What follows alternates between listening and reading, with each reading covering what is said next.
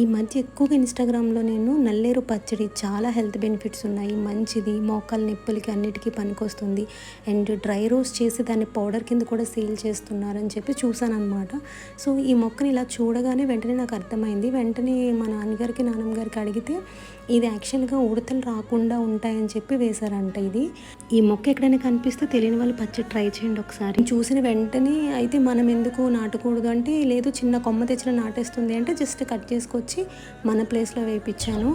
And ఇది చాలా సింపుల్గా పెరుగుతుందంట. చక్కగా ఇది ఒక సీజన్ చెప్పారు, ఆ సీజన్లో అయితే కరెక్ట్గా మనకి లేతగా వస్తాయి కదా. ఈ 4 సైడ్స్ ఉన్న లేయర్ని మనం తీసేసి, అంటే బీరకాయకి ఎలా తొక్క తీస్తాం అలా 4 సైడ్స్ ఉన్న గట్టిగా ఉన్న తీసేసి చక్కగా పచ్చడి చేసుకుంటే బాగుంటుందంట. నేను ఇంకా మీలో ఎవరైనా ఈ పచ్చడిని టేస్ట్ చేసిన ట్రై చేసిన కమెంట్ సెక్షన్లో తప్పకుండా చెప్పండి. అండ్ యూస్ఫుల్ ఇన్ఫర్మేషన్, మీకు ఎక్కడైనా మొక్క కనిపిస్తే చిన్నది నాటండి, ఈజీగా బతికేస్తుంది. Thanks for watching.